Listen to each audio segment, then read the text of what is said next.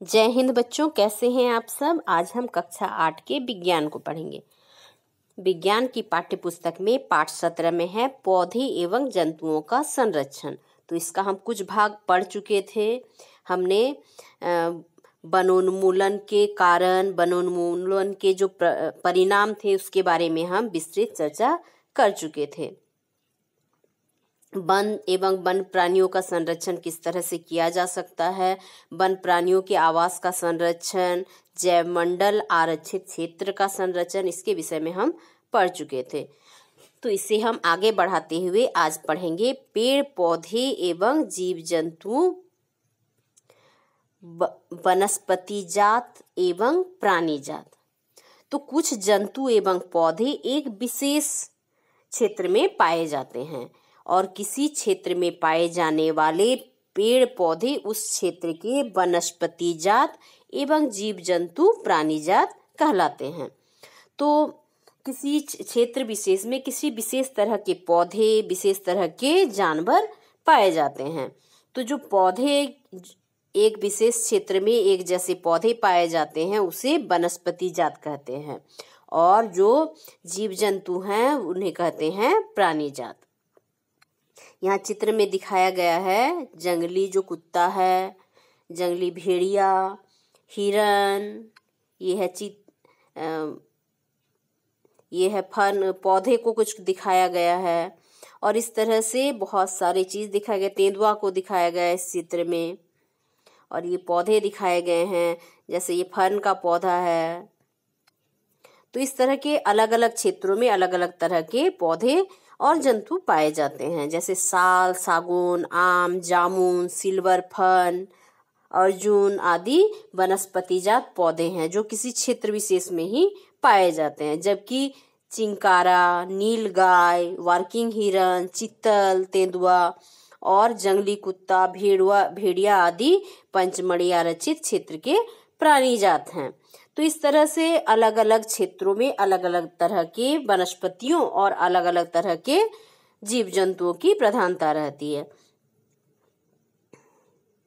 तो वहाँ की जो तापमान है, वहाँ का जो मौसम है, वहाँ की जो जलवायु है, उसके अनुसार प्राणियों और पौधों में अंतर पाया जाता है। तो अभी हम क्रियाकलाप 3 में देखेंगे कि अपने जो आप जहाँ जिस क्षेत्र में रहते हैं वहाँ जो स्थानीय जो क्षेत्र है वहाँ पर जो वनस्पति जात और प्राणी जात हैं उनकी आप पहचान कीजिए और सूची बनाइए। आप जिस क्षेत्र में रहते हैं वहाँ कौन से जानवर अधिक पाए जाते हैं, किस तरह के पौधे पाए जाते हैं, तो उसकी तालिका आप तैयार कर सकते हैं। विशेष क्षेत्रीय प्रजाति, पौधे एवं जंतुओं की वह स्पीशीज जो किसी क्षेत्र विशेष में विशिष्ट रूप से पाए जाते हैं। तो विशेष क्षेत्रीय प्रजातियां कहलाती हैं, मतलब किसी विशेष क्षेत्र में विशेष तरह का पौधा पाया जाता है, वो हर जगह नहीं मिलता है। ये किसी अन्य क्षेत्रों में प्राकृतिक रूप से नहीं पाई जाती है। तो किसी विशेष प्रकार का पौधा या जंतु विशेष क्षेत्रीय हो सकता है। तो जंतु भी विशेष क्षेत्रीय हो सकते हैं और पौधे भी विशेष क्षेत्रीय हो सकते हैं जो किसी क्षेत्र विशेष में ही मिले। जैसे यहाँ दिखाया गया है जंगली आम का वृक्ष, देखिए ये थोड़ा अलग तरह का दिख रहा है आम का वृक्ष। तो इस तरह ये किसी क्षेत्र विशेष में इस तरह के पाए जाते हैं। साथ ही यहाँ पे दिखाया गया विशाल गिलहरी, देखिए गिलहरी ऐसे जो गिलहरी हम देखते हैं उससे अलग दिख रहा है, तो ये भी क्षेत्र विशेषी जंतु है। आवास नष्ट होने, बढ़ती हुई जनसंख्या व नई प्रजातियों के प्रवेश से विशेष क्षेत्रीय प्रजातियों के प्राकृतिक आवास पर दुष्प्रभाव पड़ सकता है तथा इसके अस्तित्व को भी खतरा हो सकता है। तो उनके आवास की कमी हो जा रही, जिसके कारण उनके जीवन पर संकट उत्पन्न हो गया है। प्रजातियां सजीवों की वह समूह है जो एक दूसरे से अंतर्जनन करने में सक्षम होते हैं। इसका अर्थ क्या है कि वे एक जाति के सदस्य केवल अपनी जाति के सदस्यों के साथ ही संतान उत्पन्न कर सकते हैं। और इनके सदस्यों में कुछ शारीरिक लक्षण होते हैं, कुछ शारीरिक बनावट में अंतर होता है, उनके भोजन में समानता होती है। तो इस तरह के उनमें कुछ समानताएं एक जैसी होती है और उन्हीं के बीच ही ये जो अंतर्जनन की क्रिया होती है वो संपन्न होती है। अब एक क्रियाकलाप कर सकते हैं, जैसे जिस क्षेत्र में आप रहते हैं वहाँ के जो विशेष क्षेत्रीय पौधे और जंतु हैं उसका आप पता लगाइए। इसके लिए आप अपने बड़ों की भी मदद ले सकते हैं। तो अब एक शब्द आया है चिड़ियाघर या जू। तो चिड़ियाघर से मुझे लगता है अधिकतर बच्चे परिचित होंगे, उन्होंने चिड़ियाघर जरूर देखा होगा। तो चिड़ियाघर क्या होता है? जहाँ जानवरों को विशिष्ट घेरे या जाली के अंदर अलग अलग रखा जाता है। चिड़ियाघर में क्या होते हैं, जो जानवर होते हैं उनको पिंजरे में बंद करके अलग अलग चेम्बर में रखा जाता है। सबके लिए अलग अलग घेरा कर दिया जाता है या फिर जाली लगा दिया जाता है जहाँ वे रहते हैं, जिसको लोगों के लिए खोल दिया जाता है। वहां जाकर लोग उसे देख सकते हैं। और यदि आपने नहीं देखा है तो जरूर देखिए, जो आपके आसपास चिड़ियाघर हो। वन्य प्राणी अभ्यारण्य, वाइल्ड लाइफ सेंचुरी। तो आरक्षित वनों की तरह ही कुछ ऐसे क्षेत्र हैं जहां वन्य प्राणी मतलब जंतु स्वतंत्र रूप से संरक्षित रखे जाते हैं, जिसे वन्य प्राणी अभ्यारण्य कहा जाता है। तो जो वन्य प्राणी अभ्यारण्य है वो ऐसा जगह है जहां पर जो वन्य जीव हैं, जीव जंतु हैं, वे स्वतंत्र रूप से रहते हैं और वे संरक्षित रहते हैं। अभ्यारण्यों में प्राणियों तथा जंतुओं को मारना या शिकार करना अथवा पकड़ना पूर्णतः निषिद्ध होता है। ये जो वन्य जीव अभ्यारण्य होते हैं, यहाँ जंतुओं को सुरक्षित रूप से रखा जाता है। ऐसे जगहों में लोग शिकार नहीं कर सकते हैं और उनको मार भी नहीं सकते हैं और ना ही पकड़ सकते हैं। तो ये सारे कामों के लिए निषिद्ध होता है, मतलब ये सारी चीज वे इन अभ्यारण्यों में नहीं कर सकते। यहाँ जो जंतु होते हैं वे सुरक्षित रहते हैं और स्वतंत्र रूप से विचरण करते हैं। यह अफसोस की बात है कि अब संरक्षित वन भी जीवों के लिए सुरक्षित नहीं रहे हैं। तो जो वन संरक्षित कर दिए गए हैं, एक घेरा में रखे गए हैं सरकार के द्वारा, वे वन भी अभी सुरक्षित नहीं हैं। तो इसका क्या कारण है? क्योंकि इनके आसपास के क्षेत्रों में रहने वाले लोग उनका जो वन है उसका अतिक्रमण करके उन्हें नष्ट कर देते हैं। तो जो वन संरक्षित है उसके आसपास के जो लोग हैं वे क्या करते हैं, उसको बहुत ज्यादा उपयोग करके उसको नष्ट कर देते हैं, जिससे ये जो संरक्षित क्षेत्र हैं वे भी सुरक्षित नहीं रह गए हैं। तो ये कितने अफसोस की बात है कि जिसमें जंतुओं को सुरक्षा करने के लिए एक संरक्षित क्षेत्र का व्यवस्था किया गया है उसको भी लोग नहीं मान रहे हैं। कुछ महत्वपूर्ण वन्य जंतुओं की संख्या घटती जा रही है, जैसे काली हिरन, श्वेत आंखों वाली हिरन, सफेद हाथी, सुनहरी बिल्ली, गुलाबी सिर वाले बत्तख, घड़ियाल, कच्छ, मगरमच्छ और अजगर, गेंडा इत्यादि। ये क्या हैं? ये ऐसे जंतु हैं जिनकी संख्या धीरे धीरे कम होती जा रही है। इन्हें अभ्यारण्यों में सुरक्षित एवं संरक्षित किया जाता है। तो भारतीय अभ्यारण्य में अनूठे दृश्य भूमि, बड़े समतल वन, पहाड़ी वन तथा बड़ी नदियों के डेल्टा की झाड़ी भूमि और बुशलैंड हैं। तो भारत में बहुत ज्यादा विविधता है। यहाँ पर अभ्यारण्य जो है बड़े सुंदर हैं और समतल वन है, कहीं पहाड़ियां हैं, कहीं बड़े बड़े नदियों के डेल्टे हैं और कहीं झाड़ियां हैं और कहीं बुशलैंड हैं। तो ये भारत की विविधता है। लेकिन इसके बाद जो बावजूद क्या है, जो वन्य जीव हैं उनको उनके ऊपर संकट मंडरा रहा है, वे सुरक्षित नहीं हैं। देखिए यहाँ चित्र में दिख रहा है ना, ये है मगरमच्छ। तो झारखंड के रांची जिला स्थित मूटा मगरमच्छ प्रजनन केंद्र है। यहाँ मगरमच्छों को रखकर उनकी संख्या में वृद्धि करने का प्रयास किया जाता है। तो ये जो चिड़ियाघर आपने पढ़ा इसके आगे और वन्य प्राणी अभ्यारण्य, तो इसमें क्या अंतर है? तो चिड़ियाघर ऐसा जगह है जहाँ एक घेरे के अंदर या फिर जालियों के अंदर, पिंजरे के अंदर जीव जंतुओं को रखा जाता है और लोग उसको जाकर देखते हैं। इसके लिए टिकट लेना पड़ता है और जाकर उसको देखते हैं, सभी जीवों को, उससे परिचित होते हैं। लेकिन जो वन्य प्राणी अभ्यारण्य है उसको एक बड़े क्षेत्र को घेर दिया जाता है और उसमें जो जीव जंतु हैं वे स्वतंत्र रूप से रहते हैं और वैसे जगहों में शिकार करना, उनको पकड़ना, मारना निषिद्ध है, वह नहीं मार सकते हैं उनको। अब क्रियाकलाप 5, निकट के चिड़ियाघर का भ्रमण कीजिए। वहां के प्राणियों को किन परिस्थितियों में रखा गया है इसका प्रेक्षण कीजिए। तो आप अपने आसपास के चिड़ियाघर को जाकर देख सकते हैं और ये अनुमान लगा सकते हैं कि वहां जो जीव जंतु हैं वे किस परिस्थिति में हैं। अब है राष्ट्रीय उद्यान, नेशनल पार्क। झारखंड के पलामू जिले में बेतला राष्ट्रीय उद्यान स्थित है। तो झारखंड का एकमात्र राष्ट्रीय उद्यान है बेतला राष्ट्रीय उद्यान, जो बाघ परियोजना के अंतर्गत बाघ को संरक्षित रखने वाला प्रथम राष्ट्रीय उद्यान है। तो ये जो बेतला राष्ट्रीय उद्यान है वो बाघों के लिए संरक्षित है। यहाँ विशाल आरक्षित क्षेत्र हैं जहाँ पर्यावरण के संपूर्ण संगठकों के संरक्षण हेतु प्रोजेक्ट टाइगर अथवा बाघ परियोजना लागू किया गया है। तो जो बेतला राष्ट्रीय उद्यान है वो बाघों के लिए संरक्षित है और बाघ परियोजना लागू किया गया है।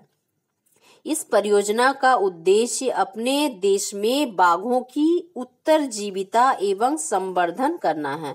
तो जो लगातार बाघों की संख्या कम होती जा रही है उसको बढ़ाना ही इस उद्यान का उद्देश्य है। तो यहाँ ऐसे जीवों को रखा जाता है राष्ट्रीय उद्यानों में जो विलुप्त प्राय हैं, जिनकी संख्या धीरे धीरे कम होती जा रही है। देखिए यहाँ चित्र में है ना बाघ, और यहाँ नीचे हैं जंगली भैंस। इस तरह के होते हैं जो जंगली भैंस हैं। तो बाघ उन प्रजातियों में से एक है जो धीरे धीरे हमारे वनों से विलुप्त होते जा रहे हैं, परंतु पलामू टाइगर रिजर्व में बाघों की संख्या में वृद्धि हो रही है। तो जो झारखंड का राष्ट्रीय उद्यान है बेतला राष्ट्रीय उद्यान वो पलामू जिले में है। तो पलामू जिले में टाइगर रिजर्व में बाघों की संख्या में वृद्धि हो रही है। तो ये खुशी की बात है कि जिस प्राणी की संख्या में कमी हो जा रही थी उसकी संख्या में वृद्धि के संकेत अच्छे संकेत हैं। अतः यह संरक्षण का अनूठा उदाहरण है। तो बाघों की संख्या में वृद्धि किस प्रकार से हो रहा है, उनके जो क्षेत्र है उसको संरक्षित करके। अब है संकटापन्न वन्य जीव। तो जो संकटापन्न वन्य जीव हैं वे जंतु जिनकी संख्या एक निर्धारित स्तर से कम हो जाती है। तो एक जो संख्या उनकी होनी चाहिए उससे उनकी संख्या कम हो जाती है एवं विलुप्त होने के कगार पर है। और ऐसा भी है कि उनकी जो प्रजातियां हैं वे भी समाप्त होने के कगार पर हैं। तो ऐसे जीवों को संकटापन्न जंतु कहते हैं। हम जानते हैं कि डायनासोर लाखों वर्ष पूर्व विलुप्त हो चुके हैं। आज भी कुछ जीवों के प्राकृतिक आवास में व्यवधान होने से उनके अस्तित्व को खतरा पैदा हो रहा है। तो ये खतरा किस कारण से हो रहा है, क्यों उनकी संख्या कम हो रही, क्योंकि उनके जो प्राकृतिक आवास हैं वे समाप्त होते जा रहे हैं। तो जो उनका आवास है वो यदि समाप्त होते जाएगा तो उनको रहने का स्थान नहीं मिलेगा, भोजन नहीं प्राप्त होगा और जो खाद्य श्रृंखला है वो भी खराब होगा। तो इस कारण से उनकी जो संख्या है वो उसमें भी कमी आने लगी है। तो आज सिर्फ बड़े जंतुओं को ही विलुप्त होने का खतरा नहीं है। ऐसा नहीं कि सिर्फ बड़े बड़े जो जंतु हैं वे ही विलुप्त होने के कगार में हैं। तो बड़े जंतुओं की अपेक्षा जो छोटे प्राणी हैं वे भी विलुप्त होने की संभावना में कहीं अधिक हैं। तो वे भी विलुप्त होते जा रहे हैं। अक्सर हम सांप, मेढक, छिपकली, चमगादड़, उल्लू इत्यादि को बहुत ही निर्दयता से मार देते हैं और हम ये भी नहीं सोचते कि ये हमारे परितंत्र के लिए कितना महत्वपूर्ण है, परंतु उनको मारकर हम स्वयं को हानि पहुंचा रहे हैं। उनको तो मार रहे हैं लेकिन हानि किसको पहुंच रहा है, हमको। यद्यपि वे आकार में छोटे हैं, परंतु परितंत्र में उनके योगदान को अनदेखा नहीं किया जा सकता। और वे जो हमारे आहार जाल है एवं आहार श्रृंखला है उसमें एक महत्वपूर्ण भूमिका निभाते हैं। तो आहार जाल क्या है कि एक जीव दूसरे जीवों पर निर्भर है। तो ये जो श्रृंखला है यदि टूट जाती है तो प्रकृति को बहुत ज्यादा नुकसान होगा। जैसे हम लोग सांप को मार देते हैं, सांप को मारने से क्या होगा, किसानों को बहुत नुकसान होगा। किसानों को नुकसान होगा तो हमें भी होगा, क्योंकि किसान हमारे लिए अनाज उपजाते हैं। और सांप क्या काम करता है, सांप जो है चूहों को मारने का काम करता है। यदि सांप को हम मारते जाएंगे, उनकी संख्या कम होते जाएगी तो चूहों की संख्या बढ़ जाएगी, और चूहों की संख्या बढ़ जाएगी तो वो फसल को बहुत नष्ट करेंगे, और फसल बहुत नष्ट होगा तो उसका भुगतान करना पड़ेगा किसान को बहुत हानि होगी, जिससे फसलों का मूल्य भी, अनाज का मूल्य बढ़ जाएगा। तो अंततः क्या है, हमें भी नुकसान होगा। तो इस तरह से सभी जीव बहुत महत्वपूर्ण है और सभी का इस खाद्य श्रृंखला में बहुत महत्वपूर्ण योगदान है।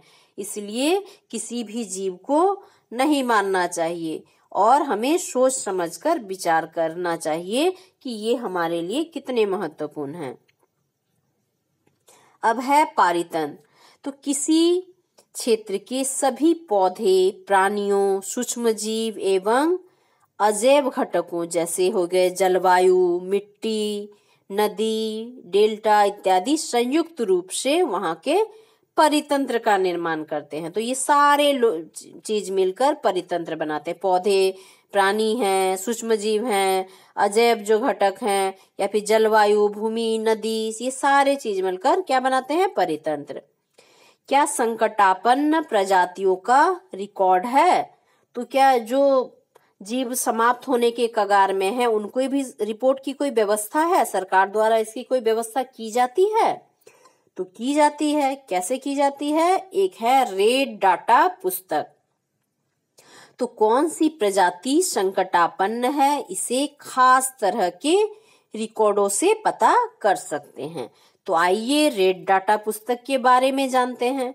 तो रेड डाटा पुस्तक वह पुस्तक है जिसमें सभी संकटापन्न स्पीसीज का रिकॉर्ड रखा जाता है। वैसे जीवों का रिकॉर्ड रखा जाता है जो संकट में हैं, जिसकी समाप्ति की ओर वे बढ़ रहे हैं और जिनकी संख्या कम होती जा रही है। पौधों, जंतुओं और अन्य स्पीसीज के लिए अलग अलग रेड डाटा पुस्तकें हैं। तो पौधों के लिए अलग रेड डाटा पुस्तक है, जंतुओं के लिए अलग है और अन्य स्पीसीज के लिए अलग अलग रेड डाटा पुस्तक है। और इसमें हम जो डाटा है उसको देख सकते हैं कि कौन जीव, कौन पौधे और किस स्पीसीज की संख्या कम होती जा रही है। रेड डाटा जो पुस्तक है उसके विषय में आप यदि और अधिक जानना चाहते हैं तो इसके लिए आप इंटरनेट की मदद ले सकते हैं। अब देखते हैं कागज का पुनःचक्रण। तो कागज क्या है, जिसमें हम लिखते हैं, पढ़ाई करने के लिए जिसका उपयोग करते हैं। तो आपने कभी सोचा है कि जो पुस्तकें हैं, कॉपियां हैं, इसके लिए कागज कहाँ से आता होगा? तो कागज जो बनने की प्रक्रिया है उसमें 1 टन कागज प्राप्त करने के लिए पूर्ण रूपेण विकसित 17 वृक्षों को काटा जाता है। मतलब 17 पूरे बढ़े हुए वृक्ष को काटने पर 1 टन कागज प्राप्त होता है। मतलब कितनी अधिक संख्या में हमें वृक्षों को काटना पड़ता है जो वृक्ष हमारे लिए इतने उपयोगी है, और उसके बाद बनता है कागज। अतः हमें कागज बचत करनी चाहिए। हम क्या करते हैं, थोड़ा सा गलती हो गया उसको काट दिए, फाड़ के फेंक दिए। बच्चे ये बहुत ज्यादा करते हैं अपनी कक्षाओं में। तो इस चीज पर उनको ध्यान देना चाहिए और ये समझना चाहिए कि हम यदि कागज बर्बाद कर रहे हैं तो हम पेड़ों को काट रहे हैं, क्योंकि जितने कागज बनेंगे उसके लिए उतने अधिक पेड़ों को काटना पड़ेगा। तो इस तरह से हम क्या कर रहे हैं, अपने पर्यावरण को भी नुकसान पहुंचा रहे हैं। तो उपयोग के लिए कागज का 5 से 7 बार तक पुनः चक्रण किया जा सकता है। तो आपने देखा होगा जब आपका किताब पुराना हो जाता है या फिर कॉपी आपकी खत्म हो जाती है तो उसको क्या किया जाता है, रद्दी वाले को बेच दिया जाता है, कबाड़ी वाले को। तो वे क्या करते हैं, उसको ले जाकर फिर से उसका चक्रण करके फिर से कागज की लुगदी तैयार करके अन्य कामों में उसको लगाया जाता है। तो इस तरह से जो कागज है उसका पुनर्चक्रण किया जाता है और ये 5 से 7 बार इसका चक्रण हो सकता है। यदि कोई छात्र एक दिन में मात्र एक कागज की बचत करता है तो हम एक वर्ष में अनेक वृक्ष बचा सकते हैं। तो यदि हमारे एक कागज के बचत से इतने वृक्षों की रक्षा हो सकती है तो ये प्रकृति के लिए कितना अच्छा होगा। तो हम क्यों ना कागज को बर्बाद होने से बचाएं। और हम थोड़ा सा लिखते हैं, काट देते हैं, फिर उसको फाड़ के फेंक देते हैं, लेकिन ये बहुत बुरी आदत है। और हम ये इसलिए करते हैं क्योंकि हम जानते नहीं हैं कि एक कागज को बनाने के लिए कितने वृक्षों को काटा गया है। तो अब आपने जान लिया तो आगे से आप ये गलती नहीं करेंगे, कागज को बिल्कुल नहीं बर्बाद करेंगे। जो कागज के नीचे बच जाता है हाशिया तो उसमें भी आप लिखने का प्रयास करेंगे क्योंकि कागज बहुत मूल्यवान है। इसको बनाने के लिए बहुमूल्य वृक्षों को काटा गया है। इसके द्वारा हम न केवल वृक्षों को बचाएंगे वरन कागज उत्पादन के उपयोग में आने वाले जल ऊर्जा की भी बचत कर सकते हैं। तो सिर्फ पेड़ ही नहीं काटा जाता, साथ ही कागज के उत्पादन के लिए बहुत ज्यादा ऊर्जा का जरूरत है, पानी की आवश्यकता होती है। तो इन चीजों की भी हम बचत कर सकते हैं कागज की बचत करके। तो इसी के साथ कागज उत्पादन के उपयोग में आने वाले जो हानिकारक रसायन है उससे भी हम बच सकते हैं। तो आप ये ठान लीजिए कि आगे से हम कागज बर्बाद नहीं करेंगे और कागज को बचाएंगे और जितना हमारा आवश्यक है उतना ही उपयोग करेंगे। पुनर्वन रोपण, तो फिर से वन का रोपण। तो क्या वनोन्मूलन का कोई स्थायी हल है कि किस तरह से वनों को नष्ट होने से हम बचा सकते हैं? तो हाँ, है इसका हल। क्या है? वनोन्मूलन का समाधान है पुनः वन रोपण। तो हम फिर से यदि वनों का रोपण करेंगे तो इससे वनोन्मूलन को स्थायी रूप से हल किया जा सकता है। तो पुनर्वन रोपण में काटे गए वृक्षों की कमी पूरी करने के उद्देश्य से नए वृक्षों का रोपण किया जाता है। रोपण करने वाले वृक्ष सामान्यतः उसी स्पीशीज के होते हैं जो उस वन में पाए जाते हैं। तो रोपण में ऐसे पौधे ही लगाए जाएंगे जो उस वन में पहले से ही उपस्थित हैं, क्योंकि एक विशेष जलवायु में विशेष तरह के पौधे ही उग सकते हैं। तो हम कह सकते हैं कि कम से कम उतने वृक्ष को लगाने चाहिए जितने हम काटते हैं। तो हम ये ठान ले कि हम जितना वृक्ष को नष्ट करते हैं उतने वृक्ष हमें लगाने हैं। प्राकृतिक रूप से भी वन का पुनर्वन रोपण हो सकता है। तो प्राकृतिक रूप से हो सकता है यदि हम उस पर बहुत ज्यादा हस्तक्षेप नहीं करेंगे, वनों को से थोड़े अपनी को दूरी बना के रखेंगे, वनों को सुरक्षित रखेंगे, संरक्षित रखेंगे, तो क्या होगा, धीरे धीरे वन अपना फिर से पुनर्वन रोपण कर लेगा, अपने नए पौधों को बढ़ने का उसको मौका मिल जाएगा। और जब हमारा मानव का हस्तक्षेप वनों में बहुत ज्यादा बढ़ जाता है तो छोटे छोटे जो नए पौधे निकलते हैं तो वे नष्ट हो जाते हैं। यदि वनोन्मूलन क्षेत्र को अबाधित छोड़ दिया जाए तो यह स्वतः पुनर्स्थापित हो जाएगा। यदि ऐसे क्षेत्रों पर हम अपना हस्तक्षेप बंद कर दें तो वहां भी फिर से वन उग सकते हैं, जिसे प्राकृतिक पुनर्वन रोपण कहते हैं। तो प्रकृति खुद अपना रिकवरी कर लेगा। इसमें मानव गतिविधियों को कोई स्थान नहीं है। हम अपने वनों को अब तक बहुत अधिक नष्ट कर चुके हैं। यदि हमें अगली पीढ़ी के लिए हरी भरी जो संपदा है हमारा वन, उसको बचाए रखना चाहते हैं तो हमें अधिक से अधिक वृक्षारोपण ही एकमात्र विकल्प है। यदि हम इस तरह से वनों को नष्ट करते जाएंगे तो हमारी जो आने वाली पीढ़ी है वो इसका उपभोग नहीं कर पाएंगे। इसलिए हमें वनों को फिर से उगने का मौका देना चाहिए, उस पे हमारा जो हस्तक्षेप है उसको कम कर देना चाहिए, या फिर हमें वृक्षों को रोपना भी चाहिए, नए नए वृक्षों को लगाना चाहिए। तो हमें ये संकल्प करना चाहिए कि जो प्राणदायी वृक्ष है उसको हम फिर से लगाएंगे और उसको बढ़ने देंगे, उसे सुरक्षित रखेंगे जो हमें जीवन देता है, हम भी उसको जीवन देने का प्रयास करेंगे। एक छोटा सा प्रयास वन को फिर से हरा भरा कर सकता है। वन संरक्षण अधिनियम। तो वन संरक्षण अधिनियम क्या है? भारत में वन संरक्षण अधिनियम लागू है और इस अधिनियम का उद्देश्य है प्राकृतिक वनों का परिरक्षण और संरक्षण करना। तो जो प्राकृतिक वन है उसको संरक्षित रखना है और साथ ही साथ ऐसे उपाय भी करना जिससे वन में और उसके समीप रहने वाले लोगों की जो आधारभूत आवश्यकता है उसकी पूर्ति हो सके। क्योंकि वन के आसपास जो रहने वाले लोग होते हैं वे वनों पर बहुत ज्यादा निर्भर रहते हैं। जो हमारे आदिम लोग हैं, जो प्राचीन काल से वनों से जुड़े हुए हैं, तो उनकी जीविका भी वनों पर निर्भर है। तो इस अधिनियम के अंतर्गत वनों का तो संरक्षण ही होगा और साथ ही साथ जो उस पर निर्भर लोग हैं उनकी आवश्यकता भी पूरी होगी। तो इस पाठ में हमने क्या सीखा कि वन्य जीव अभ्यारण्य, राष्ट्रीय उद्यान और जैवमंडल आरक्षित क्षेत्र ऐसे स्थान हैं जो वन एवं वन प्राणियों का संरक्षण एवं परिरक्षण हेतु बने हैं। तो ये जो राष्ट्रीय उद्यान है, जैवमंडल आरक्षित क्षेत्र हैं, ये इसलिए बने हैं ताकि हमारे जो जीव जंतु हैं, पौधे हैं वे और वन हैं वे सुरक्षित रह सकें। जैव विविधता से तात्पर्य किसी विशिष्ट क्षेत्र में पाए जाने वाले सजीवों की विभिन्न किस्में हैं।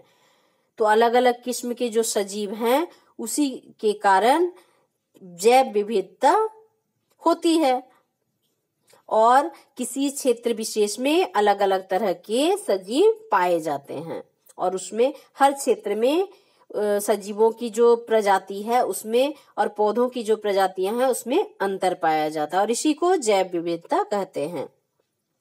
किसी क्षेत्र के सभी पौधे एवं जंतु उस क्षेत्र के वनस्पति जात और प्राणी जात से जाने जाते हैं। तो किसी क्षेत्र विशेष में जो पौधे पाए जाते हैं उसे वनस्पति जात कहते हैं और जो प्राणी पाए जाते हैं उसे प्राणी जात कहते हैं। विशेष क्षेत्रीय प्रजाति स्पीशीज किसी क्षेत्र विशेष में ही पाए जाते हैं। संकटापन्न प्रजाति स्पीशीज वह प्रजाति है जो विलुप्त होने के कगार में है। मतलब उनकी संख्या धीरे धीरे कम होती जा रही है और इतनी कम होने लगी है कि वे समाप्त होने वाले हैं। रेड डाटा पुस्तक में संकटापन्न स्पीशीज का रिकॉर्ड रखा जाता है। तो वहां हम जान सकते हैं उस पुस्तक की सहायता से कि कौन सी प्रजातियां स्पीशीज संकटापन्न है। प्रवास वह परिघटना है जिसमें किसी स्पीशीज का अपने आवास से किसी अन्य आवास में हर वर्ष की विशेष अवधि में विशेषकर प्रजनन हेतु जाना होता है। तो वे अपने संख्या वृद्धि करने के लिए भी प्रवास करते हैं। प्रवास मतलब अपने स्थान को छोड़कर किसी दूसरे स्थान में जाना। तो जीव जंतुओं द्वारा ये प्रक्रिया होता है कि वे किसी समय विशेष में अपने स्थान को छोड़कर किसी दूसरे स्थान में जाते हैं अपनी प्रजातियों की संख्या वृद्धि करने के लिए। हमें वृक्ष, ऊर्जा और पानी बचत करने के लिए कागज की बचत करनी चाहिए और उसका पुनः उपयोग और पुनः चक्रण करना चाहिए। साथ ही पुनर्वनरोपण नष्ट किए गए वनों को पुनः स्थापित करने की एक प्रक्रिया है। तो फिर से हम यदि पौधों को लगाना प्रारंभ कर देंगे, इससे जो वन हमारे नष्ट होते जा रहे हैं उनकी संख्या फिर से बढ़ने लगेगी। तो इस तरह से हमने पौधे एवं जंतुओं को किस तरह से सुरक्षित रखा जा सकता है उसके विषय में हमने पढ़ा और इसके लिए सरकार कौन कौन से कदम उठा रही है उसके बारे में भी हमने इस पाठ में जाना। तो आशा करती हूँ आप इसे समझ गए होंगे। तो आप इसे पढ़ेंगे और समझने का प्रयास करेंगे। धन्यवाद।